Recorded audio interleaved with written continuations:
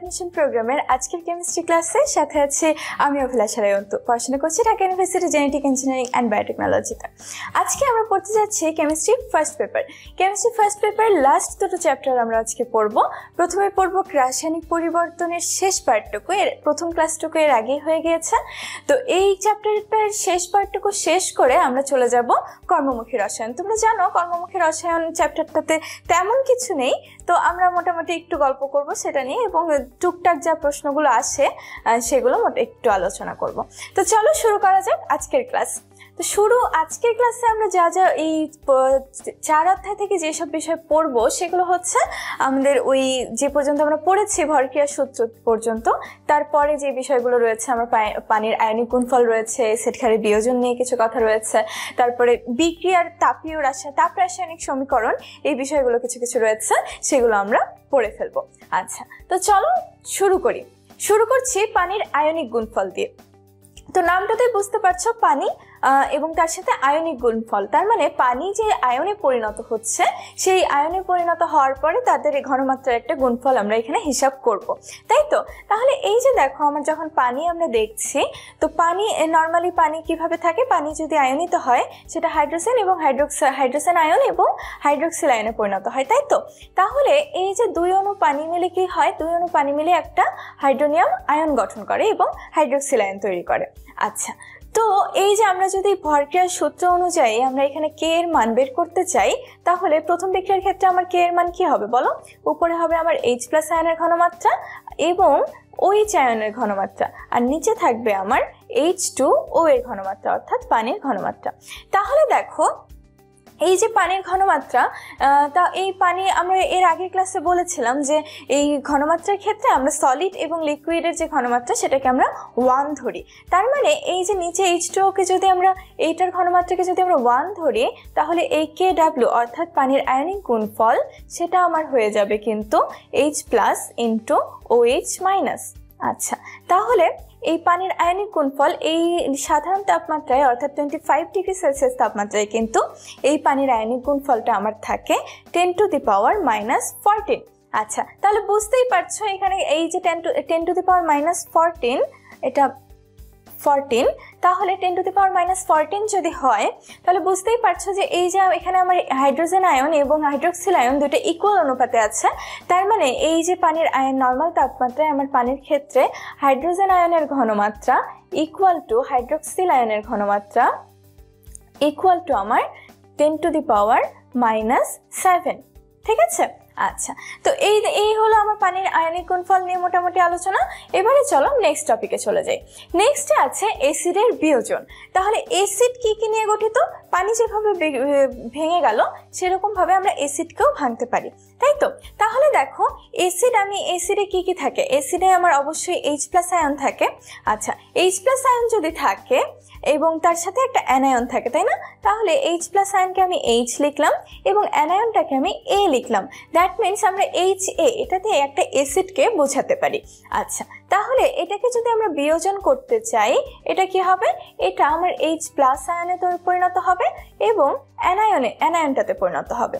আবার এই যে এটার সাথে যদি আমি পানি দিই তাহলে ব্যাপারটা কি হবে বলো তো? এটা যদি আমি H2O-তে দিই, দেন এই যে H+ আয়নটা, এই H+ আয়নটা এই পানির সাথে মিলে একটা হাইড্রোনিয়াম আয়ন গঠন করবে H3O+ এবং এই অ্যানায়নটা তো অ্যানায়নের মতোই থাকবে।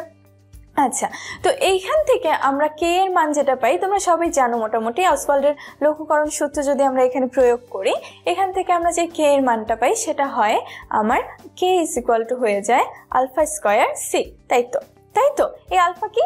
আলফা হচ্ছে আমার এই যে অ্যাসিডটা যে বিয়োজিত হচ্ছে, এই বিয়োজিত হওয়ার এই বিয়োজন যে মাত্রাটা সেটাকে আমরা বলছি আলফা। আচ্ছা, বিয়োজন মাত্রা, তাহলে এই যে বিয়োজন মাত্রা যদি আমার আলফা হয়ে থাকে তাহলে K এখানে হচ্ছে আমার α²C। তাহলে বুঝতেই পারছো এখানে আলফার মান কি হবে? আলফার মান হবে √K/C। তো এই ধরনের সূত্র আমরা পেয়ে যাচ্ছি। আবার এই যে অ্যাসিড যে বিয়োজিত হলো, এখানে আমার H+ আয়নের ঘনমাত্রা কি হবে? H+ আয়নের ঘনমাত্রা হবে α C, ঠিক আছে? ভালো কথা। সিমিলারলি আমরা যেভাবে অ্যাসিডের বিয়োজন দেখালাম, সিমিলারলি কিন্তু আমরা ক্ষারেরও বিয়োজন দেখাতে পারি।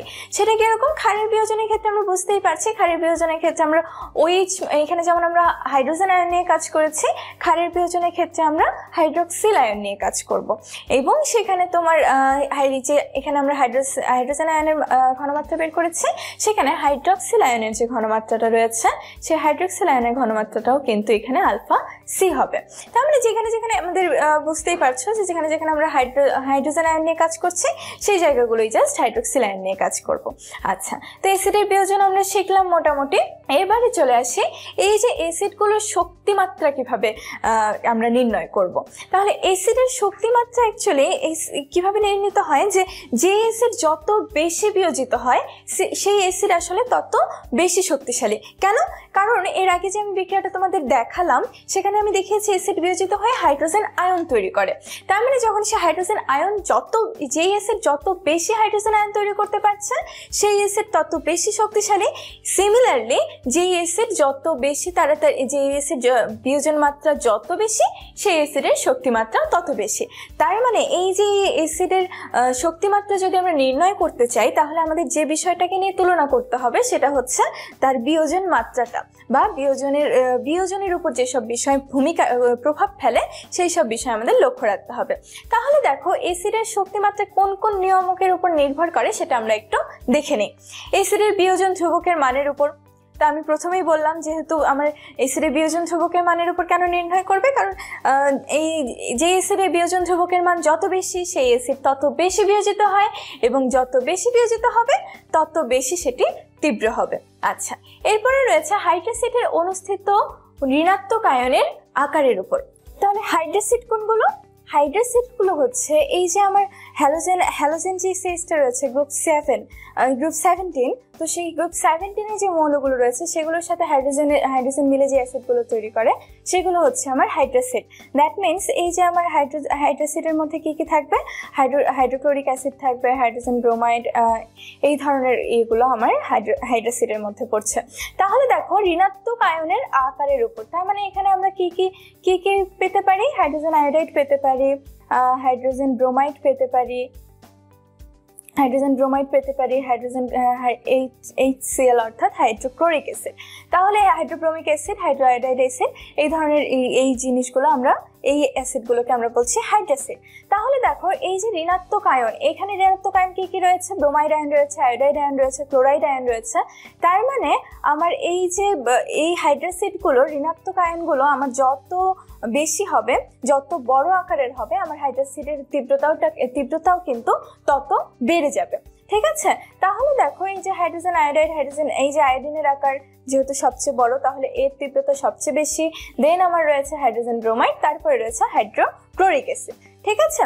তার মানে আমার ঋণাত্মক আয়নের আকার যত বড় হচ্ছে, আমার হাইড্রোসিডের তীব্রতাটাও তত বেশি হচ্ছে। এরপরে রয়েছে অক্সো অ্যাসিডের কেন্দ্রীয় পরমাণুর ধনাত্মক জারণ মানের উপর নির্ভর করে, তাই তো? অক্সো অ্যাসিড কিরকম? অক্সো অ্যাসিড দেখো, আমি যদি তোমাকে বলি এই যে HClO4 পারক্লোরিক অ্যাসিড, দেন তোমার H2SO4 সালফিউরিক অ্যাসিড, তারপরে কি রয়েছে, আমি যদি নাইট্রিক অ্যাসিডের কথা বলি HNO3, তাহলে এই যে এই অ্যাসিডগুলো রয়েছে, এগুলোর তীব্রতা আমরা কিভাবে বুঝবো? দেখো এখানে কেন্দ্রীয় পরমাণু কি? প্রথম যদি পারক্লোরিক অ্যাসিডের কথা বলি, এখানে কেন্দ্রীয় পরমাণু আমার রয়েছে ক্লোরিন। তোমরা যদি এর জারণ মান হিসাব করো, এই ক্লোরিনের জারণ মান এখানে কিন্তু +7। আবার এই যে সালফিউরিক অ্যাসিডের কেন্দ্রীয় মৌল কত? সালফারের জারণ মান কত? এখানে +6। এন্ড এই যে নাইট্রোজেন, এই নাইট্রোজেনের জারণ মান এখানে হচ্ছে আমার +5, তাই তো? আমরা নিশ্চয়ই সবাই জারণ মান বের করতে পারি। আচ্ছা, তাহলে দেখো এই যে জারণ মানটা যার যত বেশি হবে, সেই অ্যাসিডটা তত বেশি তীব্র হবে। এই জন্যই আমার এই সিরিজের ক্ষেত্রে এই পারক্লোরিক অ্যাসিডের তীব্রতা সবচেয়ে বেশি, দেন আমার সালফিউরিক অ্যাসিড, দেন হচ্ছে নাইট্রিক অ্যাসিড। এখন ধরো দুইটা পরমাণু, দুইটা অক্সো অ্যাসিডের ক্ষেত্রে আমার কেন্দ্রীয় পরমাণুর জারণ মানটা সমান হয়ে গিয়েছে, তখন আমি কি করব? আচ্ছা, তো এরকম একটা কেস দেখি। ধরো এই যে নাইট্রিক অ্যাসিড রয়েছে, এই HNO3, এখানে আমার কি দেখছি আমি নাইট্রোজেনের আমার জারণ মান হচ্ছে +5। আবার দেখো এই যে ফসফরিক অ্যাসিড, H3PO4, তাই তো? এই ফসফরিক অ্যাসিডে তুমি যদি ফসফরাসের জারণ মান হিসেব করো, এখানেও কিন্তু +5। তাহলে কোনটার তীব্রতা বেশি হবে? এখন দেখো, এই যে নাইট্রোজেনের আকার ছোট না? নাইট্রোজেনের আকার যেহেতু ছোট, সে হচ্ছে নাইট্রেট মূলকটা অনেক ছোট আকারে, অনেক এখানে আকর্ষণ বলটা অনেক বেশি হয়, যার ফলে সে খুব সহজেই হাইড্রোজেন আয়নটাকে ত্যাগ করতে পারে। কিন্তু ফসফরাসের আকার বেশি হওয়াতে আমার কিন্তু সে এত সহজে হাইড্রোজেন আয়ন ত্যাগ করতে পারে না, যার কারণে এই যে কেন্দ্রীয় পরমাণুর আকার যেই ধরনের, যদি আমাদের জারণ মান সমান হয়, সেক্ষেত্রে যেই পরমাণুর ক্ষেত্রে আমার কেন্দ্রীয় পরমাণুর আকারটা ছোট হবে, সেই অ্যাসিডটারই কিন্তু আমার তীব্রতা বেশি হয়। ঠিক আছে, তাহলে অ্যাসিডের শক্তি মাত্রা আমরা পড়লাম। এরপরে চলে যাই একটা প্রশ্নে।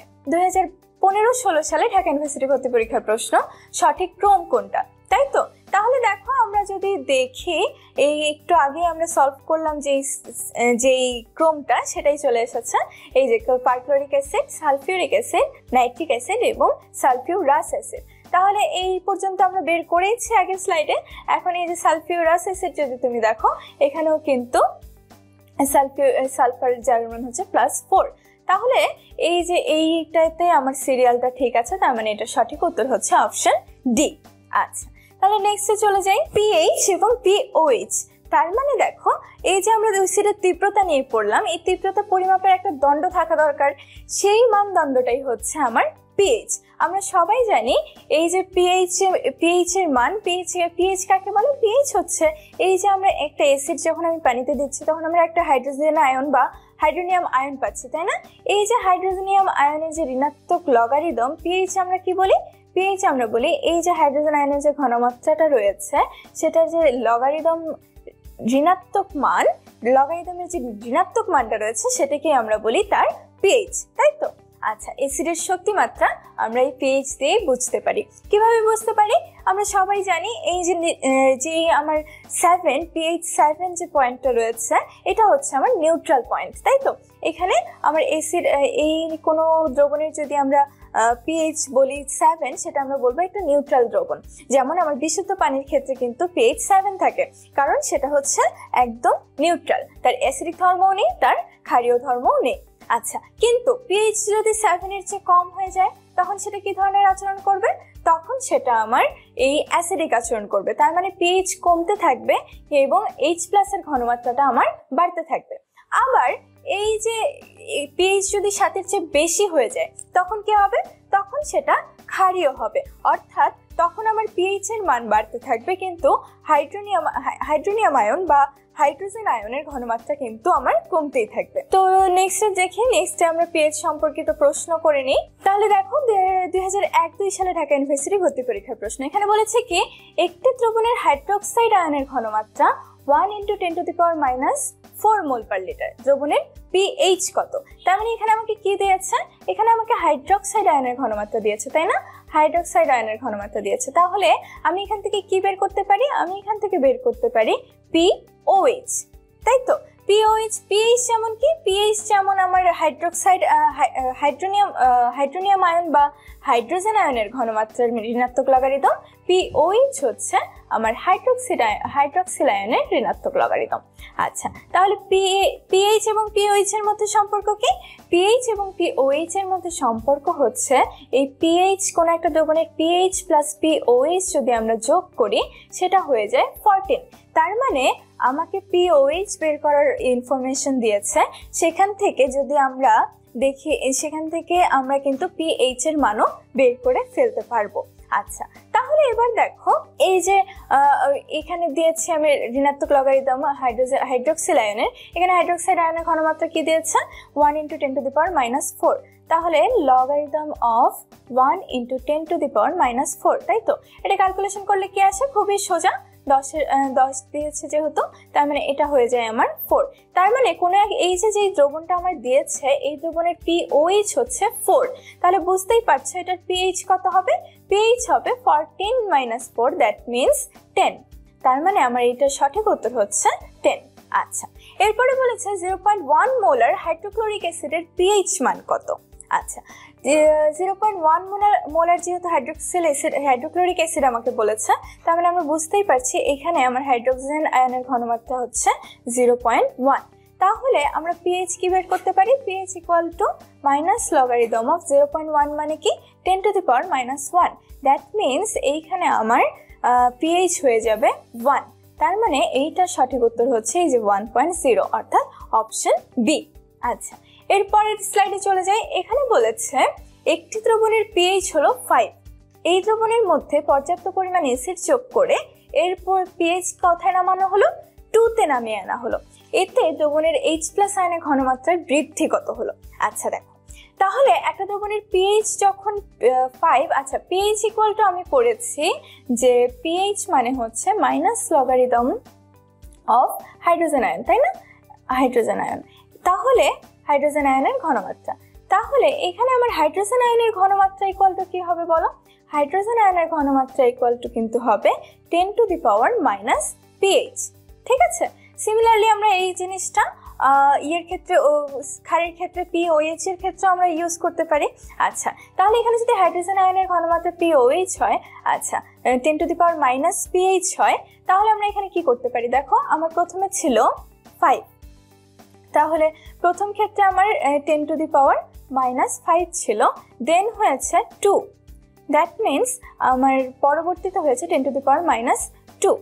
এরপরে এটা হচ্ছে আমার হাইড্রোজেন আয়নের ঘনমাত্রা, ইনিশিয়াল যে ঘনমাত্রাটা ছিল এটাকে যদি আমি 1 দিই এটা, এবং পরবর্তীতে যে ঘনমাত্রাটা হয়েছে সেটা হচ্ছে 10 টু দি পাওয়ার -2, এটাকে যদি আমি 2 দিলাম, তাহলে আমার পার্থক্যটা কত আমি কিভাবে বুঝবো? পার্থক্যটা এই যে এই হাইড্রোজেন আয়নের কতটুকু বৃদ্ধি হলো, এই যে শেষটা থেকে আমি যদি প্রথমটা বিয়োগ করে দিই তাহলেই আমি পেয়ে যাব। তার মানে 10 টু দি পাওয়ার -2 প্লাস 5 অর্থাৎ 10 to the power 3। That means এটা কিন্তু 1000 টাইমস বৃদ্ধি পেয়ে যায়। আচ্ছা, পিএইচ 1 কমা মানে কিন্তু হাইড্রোজেন আয়নের ঘনমাত্রা 10 গুণ কমে যাওয়া। ঠিক আছে, তো এটা বুঝতেই পারছো, এইটার উত্তর হবে আমার অপশন এ 1000 টাইমস। আচ্ছা, নেক্সট টপিকে চলে যাই। নেক্সটে আমরা এবারে পড়বো বাফার দ্রবণ। তাহলে আমরা এতক্ষণ দেখছিলাম যে একটা দ্রবণের আমার পিএইচ একরকম থাকে, সেখানে যদি আমরা অ্যাসিড যোগ করি সেটার অ্যাসিডিক পিএইচ কমে গিয়ে অ্যাসিডিক হয়ে যায় দ্রবণটা, আবার যদি সেটাতে ক্ষার যোগ করি সেটাতে কি হয়, আমার পিএইচটা আবার বাড়তে শুরু করে। কিন্তু বাফার দ্রবণ হচ্ছে এমন একটা দ্রবণ যেখানে আমি অ্যাসিড বা ক্ষার সামান্য পরিমাণে যাই যোগ করি না কেন সেটার পিএইচ কিন্তু বাড়বেও না কমবেও না, অর্থাৎ যা ছিল সেরকমই থাকবে। আচ্ছা, তাহলে এই বাফার দ্রবণ আমরা কিভাবে তৈরি করতে পারি? বাফার দ্রবণ এই যে 4 ধরনের আমরা দেখতে পাচ্ছি যে এখানে 4 ধরনের বাফার দ্রবণ হয়, তাই তো? তাহলে এই 4 ধরনের বাফার দ্রবণ কি কি ধরনের? দুর্বল অ্যাসিড এবং তীব্র ক্ষারের সাথে তার বিক্রিয়ায় উৎপন্ন লবণের মিশ্রণ। তার মানে এই যে CH3COOH এটা কি অ্যাসিটিক অ্যাসিড, তাই না? আমরা সবাই জানি অ্যাসিটিক অ্যাসিড বা ইথানোয়িক অ্যাসিড। আচ্ছা, তাহলে এই যে ইথানোয়িক অ্যাসিড এটা একটা দুর্বল অ্যাসিড, আর তার সাথে একটা লবণ লাগবে, তাই তো? এই লবণটা আবার কিভাবে পাবো? এই যে ইথানোয়িক অ্যাসিড, আমার ইথানোয়িক অ্যাসিড একটা দুর্বল অ্যাসিড ছিল, কিন্তু সোডিয়াম হাইড্রোক্সাইডকে একটা সবল ক্ষার।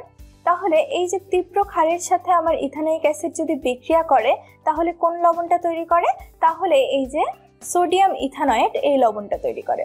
তাহলে এই যে সোডিয়াম ইথানয়েট লবণটা আমার তৈরি হচ্ছে, এই লবণটা এবং এই অ্যাসিডটার যে মিশ্রণ, এটাকেই আমরা বলবো একটা অম্লীয় বাফার দ্রবণ।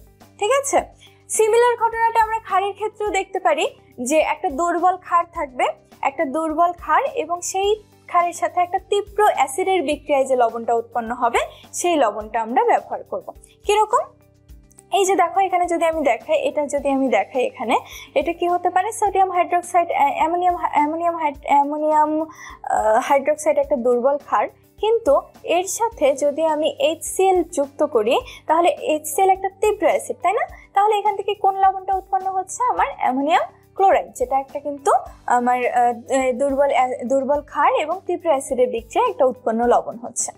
আচ্ছা, এই লবণটা এবং এই যে এই অ্যামোনিয়াম হাইড্রোক্সাইড দুর্বল ক্ষার, এই দুইটার যে মিশ্রণটা রয়েছে সেটাও কিন্তু একটা বাফার দ্রবণ হিসেবে কাজ করবে এবং সেটাকে আমরা বলছি ক্ষারীয় বাফার। আচ্ছা, দুর্বল অ্যাসিড এবং দুর্বল ক্ষারের বিক্রিয়ায় উৎপন্ন লবণের দ্রবণ। তাহলে এই যে সোডিয়াম ইথানল এখানে দেওয়া হয়েছে যে অ্যামোনিয়াম হাইড্রোক্সাইড আর ইথানোয়িক অ্যাসিড এই দুইটা যদি বিক্রিয়া করে তাহলে আমরা এই অ্যামোনিয়াম ইথানয়েট এই লবণটা পাবো এবং এই লবণটার দ্রবণও কিন্তু একটা বাফার দ্রবণ হবে। আচ্ছা, বহুক্ষারীয় অ্যাসিডের দুটো লবণের মিশ্রণ। এই যে একটা একক্ষারীয় অ্যাসিড, দুক্ষারীয় অ্যাসিড এগুলো আমরা পড়েছি এর আগে। তো এরকম যেগুলো বহুক্ষারীয় অ্যাসিড রয়েছে সেটার দুই ধরনের লবণের মিশ্রণেও কিন্তু একটা বাফার দ্রবণ সৃষ্টি হতে পারে। আচ্ছা, তাহলে চলো এবারে দুটো প্রশ্নের উত্তর আমরা দেখে নিই। আগে দেখি 2006-07 সালে ঢাকা ইউনিভার্সিটি ভর্তি পরীক্ষার প্রশ্ন করেছে নিচের কোনটি বাফার দ্রবণ। আচ্ছা, তাহলে দেখো এটা খুবই সোজা প্রশ্ন। আমরা একটু আগে এইটা প্রশ্নের উত্তর দিয়ে এসেছি। অপশন বিটার দিকে যদি একটু তাকাও তাহলে দেখতে পাবে এখানে কি দিয়েছি, ইথানোয়িক অ্যাসিড এবং সোডিয়াম ইথানয়েটের মিশ্রণ, তাই তো? তাহলে এটাকেই আমরা বলছি কিন্তু একটা বাফার দ্রবণ। আচ্ছা, এবার একটু উপরের প্রশ্নটাতে আসি। সেটা হচ্ছে ঢাকা ইউনিভার্সিটি 13-14 সালের প্রশ্ন, তাই তো? এখানে যদি আমি দেখি নিচের কোনটি বাফার দ্রবণ। আচ্ছা, তাহলে দেখো প্রথমটাতে বলেছে 0.2 m 10 ml ইথানোয়িক অ্যাসিড আর 10 ml সোডিয়াম হাইড্রোক্সাইড। আচ্ছা, তাহলে দেখো এখানে সবগুলো অপশনে আমার রয়েছে, এই যে অপশন ডিতে রয়েছে তীব্র ক্ষার এবং তীব্র অ্যাসিড, এটা আমার প্রথমেই বাদ দিয়ে দিচ্ছি আমি। এবং প্রত্যেকটাতেই দেখো আমার কিন্তু কোনো লবণ দেয়নি, তাই না? লবণ দেয়নি, কিন্তু আমি কি জানি বাফার হতে হলে কি হতে হবে, একটা লবণ থাকতে হবে আর একটা থাকতে হবে দুর্বল অ্যাসিড, তাই তো? তাহলে আমার একটা দুর্বল অ্যাসিড থাকবে, মিশ্রণটাতে দুর্বল একটা অ্যাসিড থাকবে অ্যান্ড আর একটা থাকবে লবণ। আচ্ছা, তার মানে এই যে এইগুলো থেকে আমাকে এখন একটা অ্যাসিড এবং লবণ থাকবে এরকম একটা আমার দ্রবণ বের করতে হবে। সেটা কোনটা? দেখো 1 মোল সোডিয়াম, আমরা এর আগে বিক্রিয়াটা দেখেছি, 1 মোল ইথানোয়িক অ্যাসিড কি করে, 1 মোল সোডিয়াম হাইড্রোক্সাইডের সাথে বিক্রিয়া করে। তার মানে এই দুইটার পরিমাণ যদি আমার ইকুয়াল থাকে তাহলে কি সেখানে কোনো অ্যাসিড অবশিষ্ট থাকবে? কোনো অ্যাসিড অবশিষ্ট থাকবে না। তার মানে এই যে আমার দ্রবণে এই দুইটা জিনিস থাকতে হবে। এই প্রথম অপশনটার দিকে যদি আমরা তাকাই সেখানে আমার অ্যাসিড থাকছে না, তার মানে এই অপশনটা হচ্ছে না। সেকেন্ড অপশনের দিকে যদি তাকাই তাহলে কি, এই যে আচ্ছা থার্ড অপশনের দিকে যদি তাকাই এখানে দেখো 0.1 m 10 ml দিয়েছে আমার ইথানোয়িক অ্যাসিড এবং 0.2 m সোডিয়াম হাইড্রোক্সাইড দিয়েছে। তার মানে এখানেও আমার পরিমাণটা কিন্তু অ্যাসিডের পরিমাণটা যেহেতু ক্ষারের ঘনমাত্রা বেশি সেহেতু কিন্তু এটা হচ্ছে না। আচ্ছা, তারপরে কি বলেছে এখানে, এই ক্ষারের পরিমাণটা কিন্তু আমার বেশি থেকে যাচ্ছে। আচ্ছা, এরপরে সেকেন্ড অপশনটাতে কি বলেছে দেখো 0.2 m 10 ml দিয়েছে আমার ইথানোয়িক অ্যাসিড এবং 1 মোলার 1 ml দিয়েছে সোডিয়াম হাইড্রোক্সাইড। তার মানে এটা যদি আমরা দেখি এখানে আমরা দেখতে এটা নিয়ে যদি আমরা ম্যাথ করি তাহলে আমরা দেখতে পাবো এখানে আমার 2 ml 1 m অ্যাসিড রয়েছে, CH3COOH রয়েছে, কিন্তু ওই ক্ষারের ক্ষেত্রে কি আছে, ক্ষারের ক্ষেত্রে আমার 1 m সোডিয়াম হাইড্রোক্সাইড রয়েছে, তাই তো? এখন দেখো এই যে আমার একটুখানি এই 1 ml সোডিয়াম হাইড্রোক্সাইড কতটুকু ইথানোয়িক অ্যাসিডের সাথে বিক্রিয়া করবে, 1 ml ইথানোয়িক অ্যাসিডের সাথে বিক্রিয়া করবে। তার মানে এই বিক্রিয়াটা করার পরে সে 1 ml আমার ইথানোয়িক অ্যাসিড সোডিয়াম ইথানয়ের যে লবণটা আছে সেই লবণটা তৈরি করে ফেললো।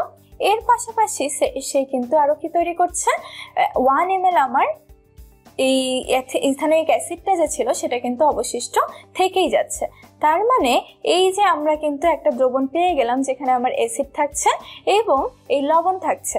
তার মানে এইটার সঠিক উত্তর হচ্ছে আমার অপশন বি। তো বুঝতে পেরেছি আমরা যে এখানে লবণ ছিল না, অ্যাসিড আর ক্ষারের বিক্রিয়া ছিল, সেখান থেকেও কিন্তু আমরা লবণ বের করে অ্যাসিডের বিক্রিয়ার সাথে আমরা এটাকে রিলেট করি, অ্যাসিড এবং লবণের একটা দ্রবণ কিন্তু এই যে পরিমাণগুলো থেকে বের করতে পারি। আচ্ছা, তাহলে নেক্সটে চলে যাই।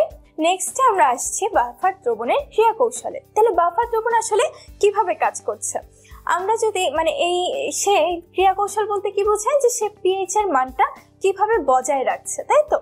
তাহলে আমরা যদি দেখি যে সে কিভাবে কাজ করে, আমরা যদি একটা অ্যাসিডিক বাফার দেখি সেক্ষেত্রে কি হবে, অ্যাসিডিক বাফারের ক্ষেত্রে আমরা একটা লবণ থাকে আর একটা অ্যাসিড থাকে, তাই তো? তাহলে CH3COOH এইটাই হচ্ছে আমার সেই অ্যাসিড। সেই অ্যাসিডটাকে বিয়োজিত হয়ে কি তৈরি করে, সেই অ্যাসিডটা বিয়োজিত হয়ে আমার H+ তৈরি করে আর CH3 COO এরকম একটা আয়ন তৈরি করে। খুব ভালো কথা।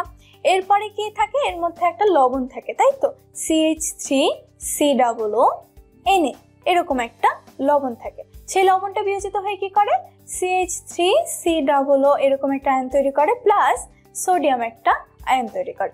আচ্ছা, এখন দেখো এর সাথে যদি আমি এখন একটা অ্যাসিড যোগ করি তাহলে কি হবে।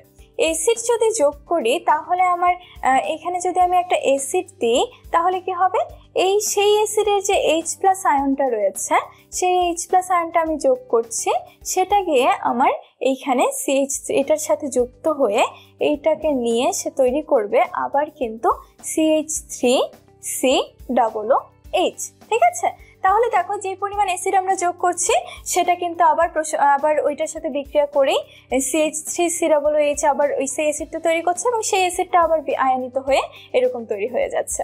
আবার তার মানে সেই যে আমার অ্যাসিড যোগ করার যে প্রভাবটা সেটা প্রশমিত হয়ে গেল না, হয়ে গেল। আচ্ছা, এরপরে কি হবে, এরপরে দেখো এই যে আমি যদি কোনো হাইড্রোক্সাইড আয়ন যোগ করি, অর্থাৎ কোনো ক্ষার আমি যোগ করছি এই দ্রবণটাতে, তখন কি করবে, সেই হাইড্রোক্সাইড আয়নটা কিন্তু এই যে এখানে যে H+ আয়নটা রয়েছে এটার সাথে বিক্রিয়া করে আমার পানি তৈরি করবে। তার মানে আমি এই যে দ্রবণটা রয়েছে এখানে আমি H+ দিই আর হাইড্রোক্সাইড আয়নে অর্থাৎ অ্যাসিডই দেই কিংবা পানি ক্ষারই দিই, সেটা কিন্তু আমার প্রশমিত হয়ে একটা নিউট্রালাইজ পয়েন্টে চলে আসছে। তার মানে তার পিএইচটা আগেও যা ছিল পরবর্তীতেও কিন্তু তাই থাকছে। ঠিক আছে, সিমিলারলি আমরা এই একই রকম ঘটনা কিন্তু ক্ষারের ক্ষেত্রেও বর্ণনা করতে পারি। ক্ষারের ক্ষেত্রেও আমরা দেখবো যে এরকম একটা লবণ থাকে, এরকম একটা ক্ষার থাকে, সেখানেও তোমরা দেখবে যে H+ আয়ন যোগ করলেও সেই প্রভাবটা প্রশমিত হয়ে যাচ্ছে, অ্যান্ড ক্ষার বা হাইড্রোক্সাইড আয়ন যোগ করলেও সেই প্রভাবটা প্রশমিত হয়ে যাচ্ছে। নিজে নিজে ট্রাই করবে, দেখবে কিভাবে জিনিসটা হচ্ছে। আচ্ছা, এরপরে আমরা চলে আসি হেন্ডারসন-হ্যাসেলবাগের সমীকরণ। তো আমরা মোটামুটি এইচএসসিতে এটা নিয়ে অনেক পড়াশোনা করেছি, এটা নিয়ে মোটামুটি আমাদের এই চ্যাপ্টারের ম্যাথগুলো আসে। আমি জাস্ট শর্টে তোমাদের সূত্রটা জাস্ট বলে দিচ্ছি।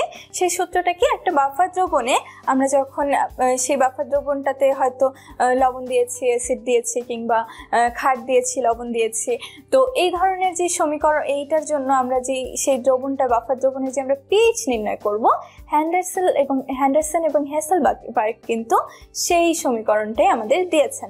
সেটা কিরকম, সেই বাফার দ্রবণের পিএইচ হবে আমার এই যে পিকে অর্থাৎ অ্যাসিডের যে বিয়োজন ধ্রুবক সেটা প্লাস লগারিদম অফ, উপরে থাকছে আমার লবণের ঘনমাত্রা এবং নিচে থাকছে অ্যাসিডের ঘনমাত্রা। ঠিক আছে, ভালো কথা। তাহলে এইটা যদি আমার POH হয় তাহলে কি হবে, POH হলে হবে PKB হবে তখন, তাই না? তার মানে PKB কেন, কারণ এটা ক্ষারের ঘনমাত্রার ক্ষেত্রে ক্ষারের PKB বিয়োজন ধ্রুবক এবং লগারিদম অফ কি হবে, উপরে থাকবে আমার লবণ, উপরে লবণের ঘনমাত্রা এবং নিচে হয়ে যাবে এটা ক্ষারের ঘনমাত্রা। এবং এই যে এখান থেকে আমরা POH বের করে ফেলতে পারি, দেন PH কিভাবে বের করব, PH বের করবো আমি যদি 14 থেকে এই POH এর মানটা বিয়োগ দিয়ে দিই তাহলেই কিন্তু আমি এই PHটাও পেয়ে যাব। তাহলে এই যে এই সূত্রগুলো রয়েছে, এই সূত্রগুলো ব্যবহার করে আমরা কি করতে পারি, এই যে বাফার দ্রবণ আমরা তৈরি করছি সেই বাফার দ্রবণের কিন্তু PH আমরা বের করেও ফেলতে পারি। রক্তে যে বাফার সিস্টেমটা কাজ করে সেটা হচ্ছে একটা কার্বনেট বাফার সিস্টেম। আমরা সবাই জানি কার্বনিক অ্যাসিড একটা দুর্বল অ্যাসিড, তাই না? আর এটার সাথে যদি আমরা একটা কার্বনেট একটা লবণ মানে একটা সক্রিয় ক্ষারের যদি একটা লবণ আমরা করি, বিক্রিয়াতে যে লবণটা পাওয়া যায় সেটা দিয়েই আমরা হচ্ছে একটা বাফার সিস্টেম রক্তে পেয়ে যেতে পারি, তাই তো? তো এই কার্বনিক অ্যাসিডটা কিভাবে তৈরি হয় আমরা সবাই জানি, আমাদের এই ফুসফুস থেকে আসে যে কার্বন ডাই অক্সাইড, সেটা এবং পানি মিলে আমার এই কার্বনিক অ্যাসিড তৈরি করে এবং সেখান থেকেই আমরা একটা বাইকার্বনেট আয়ন পেয়ে যাই এবং আমার হাইড্রোজেন আয়নটা পেয়ে যাই। তো এইভাবে আমার এই কার্বনেট বাফার সিস্টেমের মাধ্যমে কি হয়, আমাদের যে রক্তের পিএইচ মান রয়েছে, তোমরা পড়েছো রক্তের পিএইচ হচ্ছে 7.35 থেকে 7.45 পর্যন্ত। তো এই পিএইচ মানটা কিন্তু সবসময় নির্দিষ্ট থাকে। তো রক্তের এই পিএইচ মানটা নির্দিষ্ট রাখার জন্যই কিন্তু এই কার্বনেট বাফার সিস্টেমটা খুব সক্রিয় একটা ভূমিকা পালন করে। ঠিক আছে, তাহলে এই মোটামুটি আমাদের বাফার দ্রবণ এবং এই সংক্রান্ত আলোচনা ছিল। এবারে আমরা নেক্সট টপিকে চলে যাই। নেক্সট টপিক হচ্ছে আমাদের তাপ রসায়ন, অর্থাৎ এই তাপীয় পরিবর্তন। এই যে আমরা রাসায়নিক বিক্রিয়া বা রাসায়নিক পরিবর্তন, এই চ্যাপ্টারটারই নাম রাসায়নিক পরিবর্তন। দ্যাট মিনস আমরা এখানে বিভিন্ন ধরনের রাসায়নিক পরিবর্তন, বিভিন্ন ধরনের রাসায়নিক বিক্রিয়া দেখেছি, তাই না? তো এই যে বিভিন্ন ধরনের বিক্রিয়া দেখেছি, এই বিক্রিয়াগুলোর মধ্যে যে তাপীয় যে পরিবর্তনটা আছে, কিভাবে তাপীয় পরিবর্তনগুলো হয় সেগুলো আমরা এখন দেখে নিব।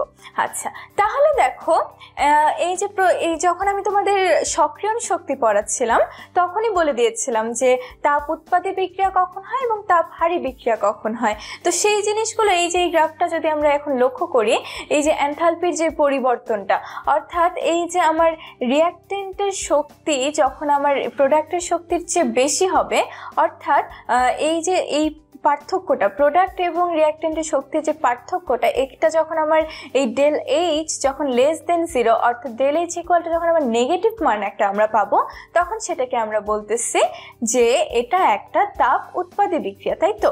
এটাতে এই বিক্রিয়াগুলোর ক্ষেত্রে হয় কি, আমার তাপ উৎপন্ন হয়। আবার ধরো কিছু কিছু বিক্রিয়া আছে যেগুলোতে রিঅ্যাকটেন্টের তুলনায় আমার প্রোডাক্টের শক্তিটা অনেক বেশি থাকে, ফলে রিঅ্যাকটেন্টকে প্রোডাক্টে পরিণত হওয়ার জন্য আমার কিছু তাপ তো বের হয় না, বরং অতিরিক্ত কিছু তাপ দেওয়ার প্রয়োজন হয়, বা সে পরিবেশ থেকে তাপ শোষণ করে নেয়, ফলে যে টেম্পারেচারে আমরা বিক্রিয়া শুরু করেছিলাম সেই টেম্পারেচারটা ফল করে। তো এই যে এই ধরনের বিক্রিয়া যেগুলোতে আমার তাপমাত্রা কমে যাচ্ছে, কিংবা অতিরিক্ত তাপ বিক্রিয়া সংঘটনের জন্য এবার অতিরিক্ত তাপ দেওয়া লাগতেছে, সেই ধরনের বিক্রিয়াগুলোকে আমরা বলছি তাপ হারি বিক্রিয়া। এবং এই ধরনের তোমরা দেখতেই পাচ্ছ, আমরা গ্রাফ থেকে খুব সহজে বোঝা যায় যে আমার প্রোডাক্টের শক্তি যেহেতু বেশি আর রিঅ্যাকটেন্টের শক্তি যেহেতু কম, তো এই ক্ষেত্রে অবশ্যই ডেল এইচ কিন্তু আমার আবার পজিটিভ হয়ে যাবে, তাই তো? তো এই ধরনের বিভিন্ন ধরনের আমার তাপীয় পরিবর্তন রাসায়নিক বিক্রিয়ার ক্ষেত্রে আমরা লক্ষ্য করে থাকি। এক্ষেত্রে তোমার বিক্রিয়ার পরিবর্তন রয়েছে। আবার যখন আমরা দহন করি কোনো একটা বিক্রিয়ায়, রাসায়নিক বিক্রিয়ায়, সেই দহনের এক একটা মৌলের দহনের বিভিন্ন তাপ রয়েছে। আবার প্রশমন বিক্রিয়ার ক্ষেত্রে আমরা বলি প্রশমন তাপ। সেটা কি, এই যে আমার অ্যাসিড, আমরা সবাই জানি অ্যাসিড এবং ক্ষার বিক্রিয়া করে কি হয়, লবণ এবং পানি উৎপন্ন করে। তো এই যে 1 মোল পানি উৎপন্ন করতে, অ্যাসিড ক্ষার বিক্রিয়া করে 1 মোল পানি উৎপন্ন করতে আমার যে পরিমাণ তাপটা উৎপন্ন হয় সেটাকেই কিন্তু আমরা বলি প্রশমন তাপ। আবার সংগঠন তাপ রয়েছে, গঠন তাপ রয়েছে। তো এই ধরনের বিভিন্নভাবে আমরা রাসায়নিক বিক্রিয়ার ক্যাটাগরি অনুযায়ী এই তাপ বিক্রিয়ায় যে তাপের যে পরিবর্তনগুলো হয় এগুলোকে আমরা বিভিন্ন ভাগে ভাগ করতে পারি। আচ্ছা, এবারে দেখি চলো, এই যে তাপ রসায়ন আমরা বললাম, এগুলো কিছু সূত্র মেনে চলে। এই যে আমার বিক্রিয়ার ক্ষেত্রে তাপ কিভাবে উৎপন্ন হচ্ছে না হচ্ছে, এগুলো কিছু রুলস রয়েছে, কিছু সূত্র রয়েছে। তো সেই সূত্রগুলো একটু দেখি। প্রথমে আমরা যেটা পড়বো সেটা হচ্ছে ল্যাভোইসিয়ে এবং ল্যাপ্লাসের সূত্র। এই বিক্রিয়ায় কি বলা হয়েছে যে একটা যদি আমার সম্মুখ বিক্রিয়া, একটা যদি উভমুখী বিক্রিয়া হয়, তাহলে সেই বিক্রিয়ার সম্মুখ বিক্রিয়াটা যেই ধরনের যদি তাপ উৎপাদী হয় কিংবা তাপ হারি হয়, তার বিপরীত বিক্রিয়াটা কিন্তু তার উল্টাটা হবে।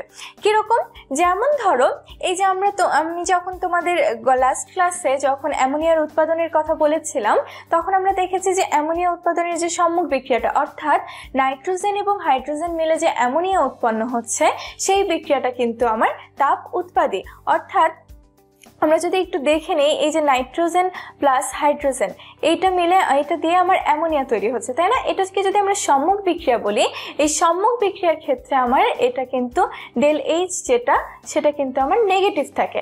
আবার এইটা যদি অ্যামোনিয়া থেকে যদি আবার নাইট্রোজেন এবং হাইড্রোজেন উৎপন্ন হয়, তো বুঝতেই পারছো বিপরীত বিক্রিয়া সম্মুখ বিক্রিয়াটা যদি তাপ উৎপাদী হয়, বিপরীত বিক্রিয়াটা হবে তাপ হারি।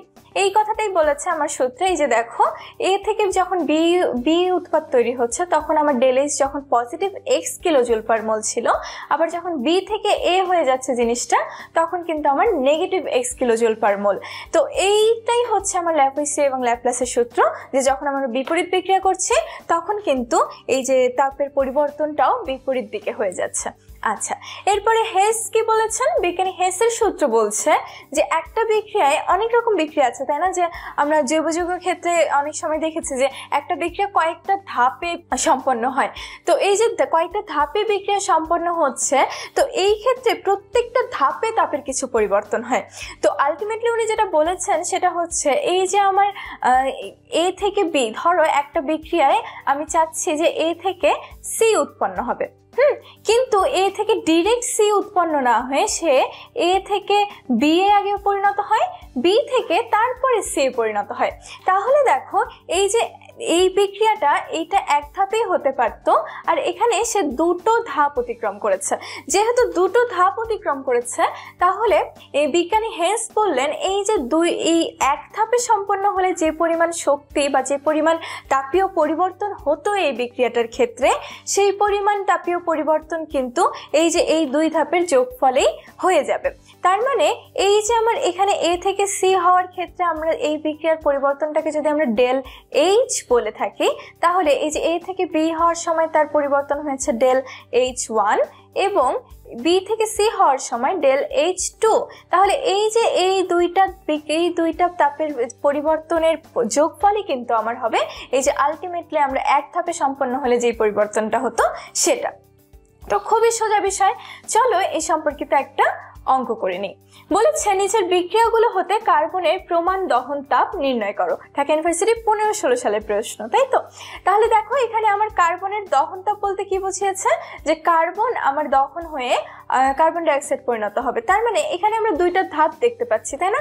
একটা ধাপে কি হয়েছে, একটা ধাপে আমার কার্বন থেকে কার্বন মনোক্সাইড তৈরি হয়েছে, আরেকটা ধাপে কার্বন মনোক্সাইড থেকে আমার কার্বন ডাইঅক্সাইড তৈরি হয়েছে। তাহলে আমার কি হচ্ছে, এই জায়গাটাতে যদি আমার ডেল এইচ বলেছে, এই জায়গাটাতে যদি আমি ডেল H1 বলি এবং এই জায়গাটাতে যদি আমি ডেল H2 বলি, এই দুইটা মানই কিন্তু আমাকে দিয়ে দিয়েছে, তাই না? এবং চেয়েছে কি এই যে কার্বন ডিরেক্ট দহন হলে যেই মানটা আমার হতো, যেই দহন তাপটা হতো সেটা বের করতে বলেছে। তাহলে আমরা একটু আগে যে হেসের সূত্র দেখলাম সেখানে আমরা দেখেছি যে ডেল এইচ ইকুয়াল টু কি, যে del H1 plus del H2। তার মানে ডেল H1 এখানে বলেছে আমার -111 আর ডেল H2 বলেছে -283। দ্যাট মিনস এইখানে আমার কার্বনের প্রমাণ দহন তাপ হচ্ছে -394 কিলোজুল পার মোল। বুঝতে পেরেছি সবাই? আচ্ছা, এরপরে চলো নেক্সটে চলে যাই। নেক্সটে বলেছে প্রশমন এনথালপি -57.0 কিলোজুল পার মোল হলে barium hydroxide plus 2HCl equal to barium chloride plus 2H2 বিক্রিয়াটির এনথালপির পরিবর্তন কত হবে? তাহলে প্রশমন এনথালপি আমি তোমাকে একটু আগেই বলছিলাম যে প্রশমন এনথালপি কি জিনিস। এটা হচ্ছে আমি যখন 1 মোল অ্যাসিড এবং 1 মোল ক্ষার বিক্রিয়া করে যখন 1 মোল পানি উৎপন্ন করছে, সেই জায়গাটাকে আমরা বলছি প্রশমন। তখন যে তাপের পরিবর্তনটা হচ্ছে সেটাকে আমরা বলছি প্রমাণ প্রশমন তাপ। তো তীব্র অ্যাসিড এবং তীব্র ক্ষারের বিক্রিয়ার ক্ষেত্রে এটা সবসময় -57 কিলোজুল পার মোল হয়ে থাকে। কিন্তু দেখো এখানে আমার হাইড্রোক্সাইড, ব্যারিয়াম হাইড্রোক্সাইড এবং 2 অণু হাইড্রোক্লোরিক অ্যাসিড যুক্ত হয়ে কিন্তু আমার 2 অণু পানি উৎপন্ন করেছে। তার মানে 1 অণু পানি উৎপন্ন হওয়ার ক্ষেত্রে আমার এই প্রশমন তাপটা ছিল -57 কিলোজুল পার মোল। তাহলে 2 অণুর জন্য কত হবে? এটা 2 গুণ হয়ে যাবে। বুঝতেই পারছি এটার উত্তর হবে -114 অর্থাৎ 114 কিলোজুল পার মোল। আচ্ছা, তো এই ছিল মোটামুটি আমাদের রাসায়নিক পরিবর্তনের যে আলোচনা। রাসায়নিক পরিবর্তন চ্যাপ্টারের যে লাস্ট পার্টটুকু, যেটা আমরা গত ক্লাসে শেষ করিনি, তো সেই পার্টটাই আমরা এই ক্লাসে এসে শেষ করলাম। তো এই চ্যাপ্টারটা মোটামুটি আমরা এখানেই শেষ করছি। এবারে চলো আমরা চলে যাই আমাদের নেক্সট যে ছোট্ট একটা চ্যাপ্টার রয়েছে কর্মমুখী রসায়ন, সেটাতে। তো এই যে কর্মমুখী রসায়ন, এটা অ্যাকচুয়ালি কর্মমুখী রসায়ন নামটা থেকে আমরা বুঝতে পারছি যে এটার সাথে কি আমাদের কেমিস্ট্রির সাথে আমাদের বাস্তব জীবনের যা কিছু মিল, বা কেমিস্ট্রিকে আমরা বাস্তব জীবনে কিভাবে ইউজ করতে পারি সেই বিষয়গুলো এই চ্যাপ্টারে আমরা আলোচনা করেছি। তাহলে চলো এই চ্যাপ্টার থেকে কি কি পড়বো আমরা একটু দেখে নিই। আমরা এখান থেকে খাদ্য নিরাপত্তা বিষয়ে কিছু জিনিস পড়বো, তারপরে খাদ্য কিভাবে আমরা বাঁচিয়ে রাখতে পারি, কিভাবে কোয়াগুলেশন হয়, দুধের জিনিসপত্র, তো এই সব জিনিস আমরা কিন্তু এই চ্যাপ্টারে পড়বো। আচ্ছা, তো শুরু করা যাক। শুরুতেই চলে আসছে কিচেন কেমিস্ট্রি। প্রকৃতিতে, অর্থাৎ খাদ্য নিরাপত্তা এবং রসায়ন। তার মানে আমাদের এই খাদ্য খাবার দাবারের ক্ষেত্রে কেমিস্ট্রি কিভাবে আমাদের হেল্প করছে সেই জিনিসগুলো আমরা এখানে শিখে নেব। তো কেমিস্ট্রিকে খাদ্য সংরক্ষণের ক্ষেত্রে ব্যবহার করার আগে আমাদের জানতে হবে এই যে আমাদের খাবার দাবারগুলো আসলে নষ্ট কেন হয়ে যাচ্ছে। তো নষ্ট হয় 4 ধরনের কারণে। একটা হচ্ছে তোমার অণুজীবের আক্রমণ। দ্যাট মিনস আমরা যে খাবারগুলো খাই বা যে খাবারগুলো আমরা প্রিজার্ভ করতে চাই সেগুলোতে বিভিন্ন ধরনের ব্যাকটেরিয়া, ইস্ট, মোল্ড, বিভিন্ন ধরনের অণুজীব অর্থাৎ মাইক্রোবায়োম যেগুলো রয়েছে সেগুলো বিভিন্নভাবে অ্যাটাক করতে পারে। সেগুলো করে কি ওই ব্যাকটেরিয়া যে খাদ্য মানটুকু রয়েছে সেটাকে নষ্ট করে দেয়, ফলে সেই খাদ্যটা আমার নষ্ট হয়ে যাচ্ছে। আবার বিভিন্ন এনজাইমের প্রভাবেও এই একই ঘটনা ঘটতে পারে, বিভিন্ন রাসায়নিক ক্রিয়া ঘটতে পারে, আবার বাতাসের অক্সিজেনের সাথে জারণের ফলেও কিন্তু খাদ্য নষ্ট হতে দেখা যায়। তাহলে এই কারণগুলো যখন আমরা জানবো তখন এই কারণগুলো প্রতিহত করার জন্য পর্যাপ্ত স্টেপ আমরা নিতে পারবো। সেই স্টেপ এই যে খাদ্যকে নষ্ট হওয়ার হাত থেকে আমরা বাঁচাচ্ছি কিন্তু দীর্ঘদিন সংরক্ষণ করে রাখছি, এইটার জন্য আমাদের খাদ্যে যে সকল রাসায়নিক পদার্থ আমরা ইউজ করতে পারি সেগুলোকেই বলা হয় কিন্তু ফুড প্রিজারভেটিভস। আচ্ছা, প্রিজারভেটিভস নামটা থেকে বুঝতে পারছি যে সংরক্ষণ করার জন্য যেগুলো ব্যবহার করা হয়। তো এই প্রিজারভেটিভস সাধারণত 2 ধরনের হয়ে থাকে। একটা হচ্ছে তোমার প্রাকৃতিক ফুড প্রিজারভেটিভস, একটা হচ্ছে কৃত্রিম ফুড প্রিজারভেটিভস। তাহলে প্রাকৃতিক প্রিজারভেটিভস এর মধ্যে কি বুঝতেই পারছো এই ধরনের প্রিজারভেটিভস আমরা কোথায় পাবো? এইগুলো আমরা পাবো প্রকৃতিতে। যেমন ধরো এই যে লবণ, সোডিয়াম ক্লোরাইড, এটা একদম প্রকৃতি থেকে পাওয়া যায়। তাহলে এই যে লবণ, সোডিয়াম ক্লোরাইড দিয়ে আমরা কি কি ধরনের খাদ্য সংরক্ষণ করতে পারি? আমরা মাছ সংরক্ষণ করতে পারি, মাংস সংরক্ষণ করতে পারি। তোমরা হয়তো অনেকে নোনা ইলিশ খেয়েছো, সেটা কিন্তু এই সোডিয়াম ক্লোরাইড দিয়ে খাদ্য সংরক্ষণেরই একটা পদ্ধতি। এখানে লবণ থাকতে পারে, চিনি হতে পারে, চিনি দিয়ে আচার সংরক্ষণ করা হয়। তারপরে আবার অ্যালকোহল হতে পারে, ভিনেগার হতে পারে। এই সব কিছুই কিন্তু ভিনেগারেও আচার সংরক্ষণ করা হয়। তো এই সব কিছুই কিন্তু আমার এই প্রাকৃতিক ফুড প্রিজারভেটিভস, ঠিক আছে? আচ্ছা, কৃত্রিম ফুড প্রিজারভেটিভস কি কোনগুলো? কৃত্রিম ফুড প্রিজারভেটিভস হচ্ছে কিছু রাসায়নিক পদার্থ যেগুলো কৃত্রিমভাবে আমরা তৈরি করতে পারি, যেগুলো দিয়ে কিন্তু আমার এই যে খাদ্যের যে বিভিন্ন ধরনের আমরা যে ব্যাকটেরিয়াল আক্রমণ থেকে রক্ষা করতে পারি, জারণ থেকে রক্ষা করতে পারি, এই ধরনের বিভিন্ন ধরনের কাজ থেকে কিন্তু আমরা রক্ষা করতে পারি। তো এই কৃত্রিম ফুড প্রিজারভেটিভসগুলো বিভিন্ন ধরনের হয়। যেমন ধরো অ্যান্টিমাইক্রোবিয়াল হতে পারে, যেগুলো হচ্ছে আমার ব্যাকটেরিয়ার আক্রমণ থেকে রক্ষা করবে। আবার অ্যান্টিঅক্সিডেন্ট হতে পারে। তো এই ধরনের বিভিন্ন ধরনের আমাদের কিন্তু এই ফুড প্রিজারভেটিভসগুলো রয়েছে। অ্যান্টিঅক্সিডেন্টসগুলো কি করে? এরা হচ্ছে খাদ্যকে জারিত হতে দেয় না। তো এইভাবে তারা সেই খাদ্যগুলোকে কিন্তু সংরক্ষণ করে ফেলে। তো এই উদাহরণগুলো আমরা হালকা দেখে রাখতে পারি, তবে এগুলো খুব যে বেশি আসে তা কিন্তু নয়। আচ্ছা, নেক্সটে রয়েছে এই যে আমাদের খাদ্য সংরক্ষণ করার গুরুত্ব আমরা বুঝলাম। তো এগুলো কিভাবে করতে পারি? তো এইটার খুবই একটা খাদ্যের কৌটাজাতকরণ বা ক্যানিং এর মূলনীতি, অর্থাৎ আমরা কৌটাজাতকৃত করে এই খাদ্যগুলোকে কিন্তু সংরক্ষণ করতে পারি। তো সেটার কিছু নিয়ম কানুন রয়েছে, সেগুলোর কিছু স্টেপ রয়েছে। তো এই স্টেপগুলো আমি দেখো একটার পর একটা করে একটা ছকের মতো করে সাজিয়ে দিয়েছি। সেখানে আমরা দেখতে পাচ্ছি একদম প্রথমে আমরা খাদ্যদ্রব্য সংগ্রহ করব। অর্থাৎ আমরা যখন খাদ্যদ্রব্য সংগ্রহ করছি তখন সেটাকেই কিন্তু একদম নিখুঁত হতে হবে, নির্ভেজাল হতে হবে। তো নিখুঁত ভালো মানের খাদ্যদ্রব্য আমরা সংগ্রহ করব। তারপরে যে বললাম নিখুঁত হতে হবে, সেটার জন্য বাছাই করতে হবে, তারপরে সেটাকে ধুইতে হবে, ধুয়ে টুকরা করতে হবে, তারপরে সেটাকে ভাপানো হয়, ব্লাঞ্চিং করা হয়, যাতে করে সেখানে কোনো ব্যাকটেরিয়া বা কোনো ধরনের অণুজীব না থাকে। সেজন্য সেটাকে ভাপিয়ে সেটাকে জীবাণুমুক্ত করা হয়। তারপরে কি রয়েছে? তারপরে কৌটায় সংরক্ষণ করা হয়, দেন শীতলীকরণ করা হয়, তাই সেটাকে ঠান্ডা করার পর রিটর্টিং করা হয়। তারপরে জীবাণুমুক্ত করার জন্য আবারও যাতে এই যে বাতাসের সাথে ওখানে কিছু বাতাস যদি কৌটার ভিতর থেকে থাকে, সেইটা বায়ু নিঃসরণেরও ব্যবস্থা করা হয়, প্রিজারভেটিভ যোগ করে সব শেষে আমার লেভেলকরণ করে এটাকে সংরক্ষণ করা হয়। এবং এই কৌটাজাতকৃত অনেক খাদ্যই কিন্তু আমরা খেয়ে থাকি, তাই না? তো এই যে একটা প্রসিডিউরের মধ্য দিয়ে আমরা এই খাদ্য কৌটাজাতকরণ করে খাদ্যকে কিন্তু সংরক্ষণ করতে পারি। আচ্ছা, এরপরে কি রয়েছে? এরপরে রয়েছে কোয়াগুলেশন। কোয়াগুলেশন কি? এই যে আমরা কলোয়েড পড়েছি, আমরা সল জেল পড়েছি, তো এই যে এটার কণাগুলোকে বা যেই কণাগুলো রয়েছে সেগুলোকে আমার একটা কোয়াগুলেন্ট অর্থাৎ কোনো একটা পদার্থ প্রয়োগ করে সেটাকে তার পদার্থ প্রয়োগ করে সেই কণাগুলোকে তার দ্রবণ থেকে আলাদা করার যে প্রক্রিয়া সেটাকেই কিন্তু আমরা বলছি কোয়াগুলেশন। তো এই কোয়াগুলেশনের ক্ষেত্রে আমরা এই কিছু ধাপ দেখতে পাই। যেমন ধরো প্রথমে আমরা কোয়াগুলেন্ট যোগ করছি, তোমরা যদি চিত্রটা দেখো মন দিয়ে, এখানে দেখবে যে প্রথমে আমরা কোয়াগুলেন্ট যোগ করছি, সেই কোয়াগুলেন্টগুলো কি করছে, দূষককে আটকে অধক্ষেপ সৃষ্টি করছে, তাই তো? তারা কি করছে, এরা এই যে জিনিসগুলো, যেই কণাগুলো আমরা বের করে আনতে চাইছি, তারা সেগুলোকে আটকে এনে আকর্ষণ করার ফলে অধক্ষেপ সৃষ্টি করছে। এর ফলে এই যে অধক্ষেপ এবং এই যে দূষকগুলো এরা হচ্ছে পাত্রের তলানি হিসেবে জমা হয়, ফলে উপরের যে তরলটুকু রয়েছে এই জায়গাটা কিন্তু আমার বিশুদ্ধ, কাজে এইটুকুকে তখন আমরা আলাদা করে সংরক্ষণ করতে পারি। আচ্ছা, তো এই কোয়াগুলেশন আবার এক ধরনের সূত্র মেনে চলে যে কোন ধরনের পদার্থ আমরা ইউজ করতে পারি বা কোয়াগুলেশনের ক্ষেত্রে কার প্রভাব কত বেশি, এইটা নিয়ে যে সূত্রটা আমাদের রয়েছে সেটাই হচ্ছে হার্ডি-শুলজের সূত্র। অর্থাৎ বিজ্ঞানী হার্ডি এবং শুলজে একটা সূত্র দেন যেটা দিয়ে আমরা এই কোয়াগুলেশন ফ্যাক্টর, যে কোন আয়নের বা কোন পদার্থের কোয়াগুলেশন ক্ষমতা কতটুকু সেটা কিন্তু জানতে পারি। তো এই সূত্রে কি বলা হয়েছে? এই সূত্রে বলা হয়েছে এই যে আমরা কোয়াগুল্যান্ট যেটা ইউজ করছি সেই কোয়াগুল্যান্টটার যে ক্ষমতা, কোয়াগুলেশনের যে ক্ষমতা সেটা কিভাবে কিসের উপর ডিপেন্ড করছে? সেটা ডিপেন্ড করছে তার যে ক্ষমতাটা সেটা হচ্ছে তার চার্জের, অর্থাৎ চার্জ বা তার যে যোজনী রয়েছে সেটার কিন্তু সমানুপাতিক হারে বৃদ্ধি পাচ্ছে।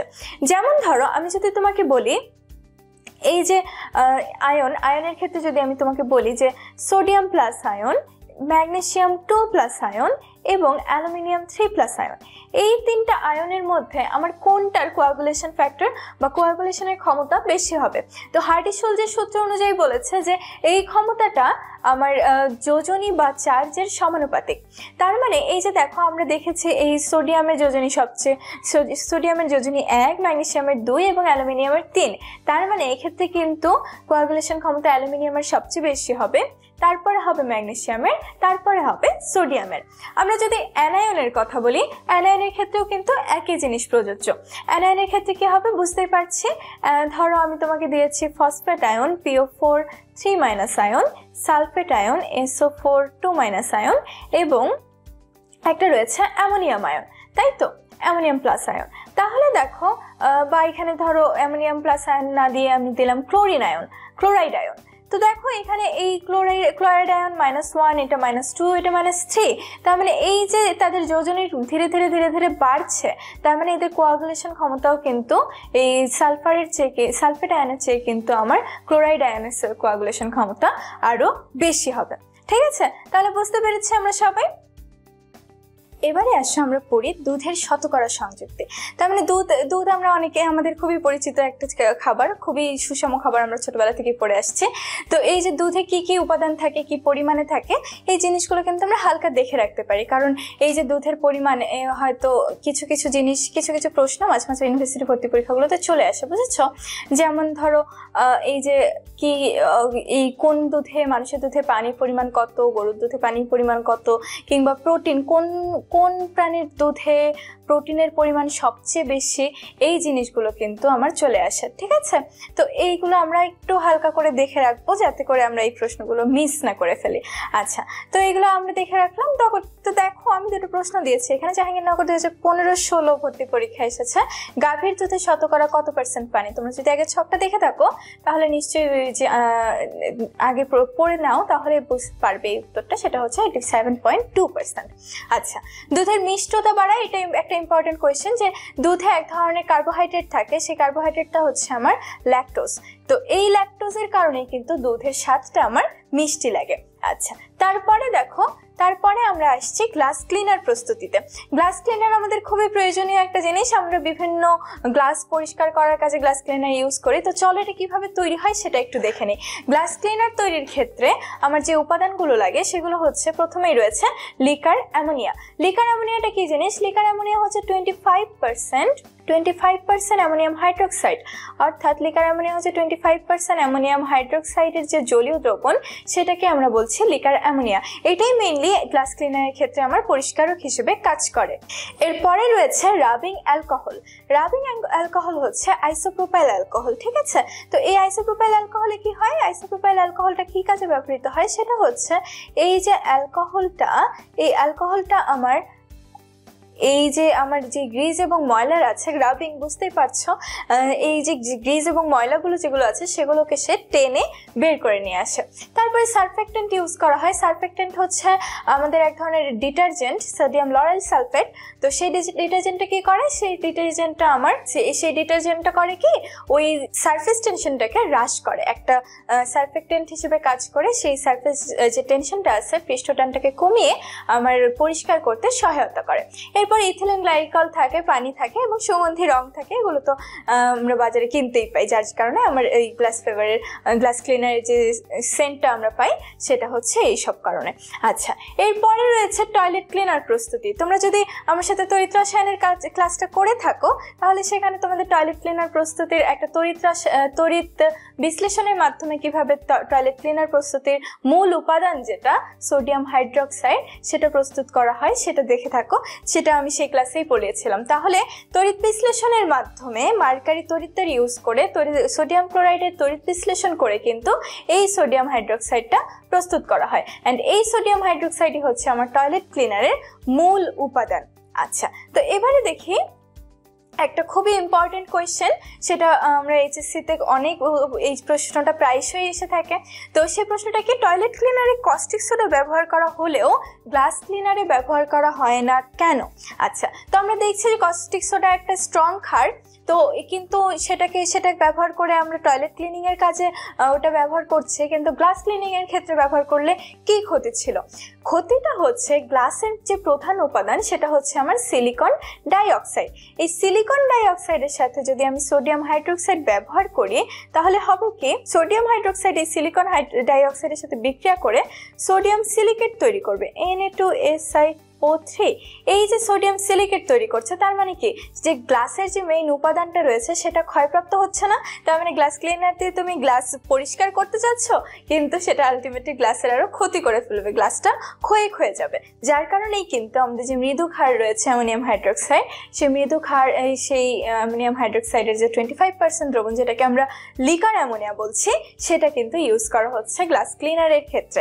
সোডিয়াম হাইড্রোক্সাইড কিন্তু ব্যবহার করা হয় না। তো নেক্সট এই যে দেখো প্রশ্ন রয়েছে দুটো, টয়লেট ক্লিনারে কোন উপকরণটি গ্রিজ অপসারক হিসেবে ব্যবহৃত হয়? টয়লেট ক্লিনার বলেছে, টয়লেট ক্লিনারের মূল উপাদান আমরা দেখেছি কস্টিক সোডা, তার মানে এটার উত্তর হচ্ছে আমার কস্টিক সোডা। নিচের কোনটি গ্লাস ক্লিনার তৈরির উপযোগী নয়? উপযোগী নয় কোনটা বলেছে? সোডিয়াম হাইড্রোক্সাইডের গাঢ় জলীয় দ্রবণ, তাই তো? একটু আগে আমরা পড়লাম যেটা, যে সোডিয়াম হাইড্রোক্সাইড যদি আমরা দিই তাহলে কি হবে, সোডিয়াম হাইড্রোক্সাইড দিলে কিন্তু আমার গ্লাসটা ক্ষয়ে যাবে। তো সেই কারণে এটার সঠিক যেহেতু উপযোগী নয় বলেছে, সো এই উত্তরটা হবে 4। আচ্ছা, এরপরে আসো ভিনেগার প্রস্তুতিতে। তো ভিনেগার খাদ্য সংরক্ষণে ব্যবহার হয়, এটা আমরা দেখে এসেছি। তো এই ভিনেগার কিভাবে প্রস্তুত করা হয় সেটা এখন আমরা দেখব। আচ্ছা, তো ভিনেগার প্রস্তুতির যে সবচেয়ে কমন যে মূল উপায়টা সেটা হচ্ছে আমার ইথানল স্প্রে করে এই কাঠের গুঁড়ার মাধ্যমে সেই ইথানোয়িক অ্যাসিডটা তৈরি করা। তো ভিনেগার আমরা সবাই জানি, ভিনেগার হচ্ছে 6 থেকে 10% ইথানোয়িক অ্যাসিডের জলীয় দ্রবণ, তাই তো? 6 থেকে 10% আমার CH3COOH অর্থাৎ ইথানোয়িক অ্যাসিড যেটাকে আমরা বলে থাকি। এইটার যে জলীয় দ্রবণ রয়েছে সেটাকে আমরা বলি ভিনেগার। তো এটা আমরা কিভাবে করতে পারি, দেখো এখানে একটা চিত্র তোমরা দেখতে পাচ্ছ, এখানে একটা পিপা আকৃতির আমার বাক্স রয়েছে, সেখানে কি করা হয়েছে, এই যে দেখো এই জায়গায় কিছু কাঠের গুঁড়া দেওয়া হয়েছে এবং এর সাথে দেওয়া হয়েছে অ্যামোনিয়াম সালফেট এবং অ্যামোনিয়াম ফসফেট। এটা কেন, এই যে আমার ইথানলটা আমরা স্প্রে করব উপর থেকে, এই যে এই পাইপটা থেকে আমরা ইথানল বাষ্পাকারে স্প্রে করা হয়।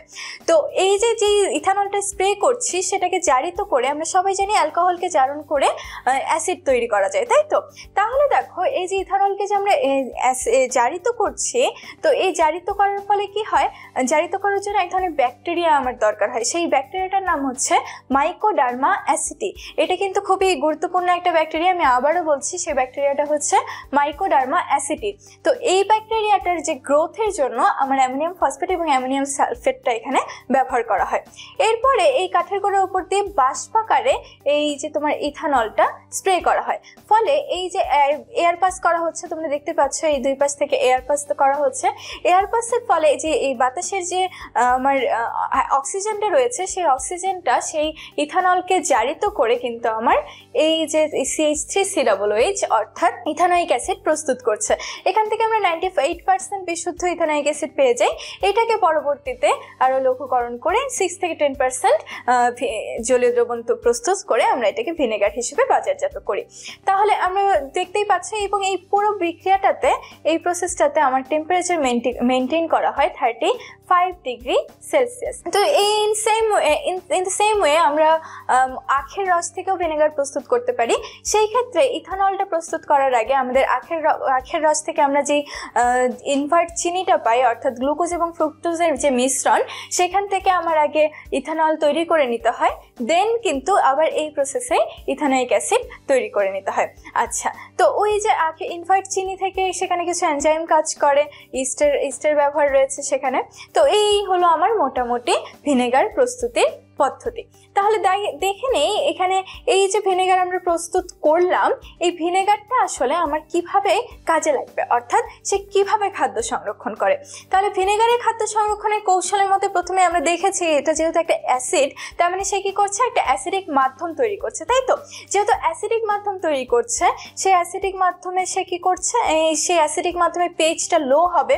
তো ম্যাক্সিমাম ক্ষেত্রে দেখা যায় সেই ভিনেগার দেওয়ার ফলে যে অ্যাসিডিক মাধ্যমটা যেই তৈরি হয়, যে পিএইচটা তৈরি হয়, সেখানে অধিকাংশ ব্যাকটেরিয়াই কিন্তু বাঁচতে পারে না। তো কেন বাঁচতে পারে না?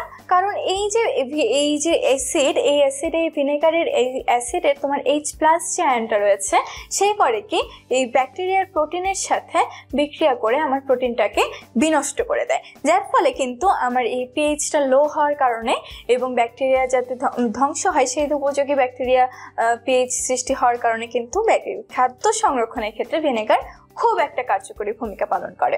আচ্ছা, তো দেখি এখান থেকে কি কি ধরনের প্রশ্ন আসে। তো চুয়েট 2003-04 সালে প্রশ্ন এসেছে যে ভিনেগার কি? আমরা সবাই জানি ভিনেগার হচ্ছে ইথানোয়িক অ্যাসিডের 6 থেকে 10% জলীয় দ্রবণ, তাই তো? CH3COOH। আচ্ছা, নিচের কোন এনজাইম দ্বারা রাসায়নিক বিক্রিয়াটি সম্পন্ন হয়? তাহলে এখানে দেখতেই পাচ্ছ এটা কোন বিক্রিয়া, এটা হচ্ছে ইনভার্ট চিনি থেকে ইথানল গ্লুকোজ প্রস্তুতির যে বিক্রিয়া সেটা, তাই তো? তো ইনভার্ট চিনি যেহেতু রয়েছে, ইনভার্ট চিনি থেকে যে গ্লুকোজ তৈরি হয়েছে, এই বিক্রিয়াটাকে আমরা বলছি, এই বিক্রিয়ায় যে এনজাইম কাজ করে সেটাই হচ্ছে আমার ইনভার্টেজ এনজাইম, তাই তো? তো এই হলো মোটামুটি আমাদের ভিনেগার তৈরির বিক্রিয়া। এই ছিল আমার আজকের কর্মমুখী রসায়ন ক্লাসের আলোচনা। তো আজকে আমরা দুটো চ্যাপ্টার শেষ করলাম, একটা হচ্ছে রাসায়নিক পরিবর্তনের লাস্ট পার্টটুকু শেষ করলাম এবং কর্মমুখী রসায়নও পুরোপুরি শেষ করলাম। তো এর মাধ্যমে কিন্তু আমাদের প্রথম পত্র শেষ হয়ে গেল। তো আশা করছি তোমরা সবাই খুব জোরে সোরে পড়াশোনা শুরু করেছো এবং এই ক্লাসে যা যা শিখলাম সেগুলোকে অ্যাপ্লাই করা শুরু করে দিয়েছো এবং আরও প্রশ্ন বেশি বেশি করে প্র্যাকটিস করছো, যাতে ভর্তি যুদ্ধে নিজের অর্জনের মার্কসটুকু তোমরা সিকিউর করতে পারো। তো তোমরা আরো পড়াশোনা করো, আরো ভালো করো, এমন আশা নিয়ে আজকে ক্লাস শেষ করছি। Thank you.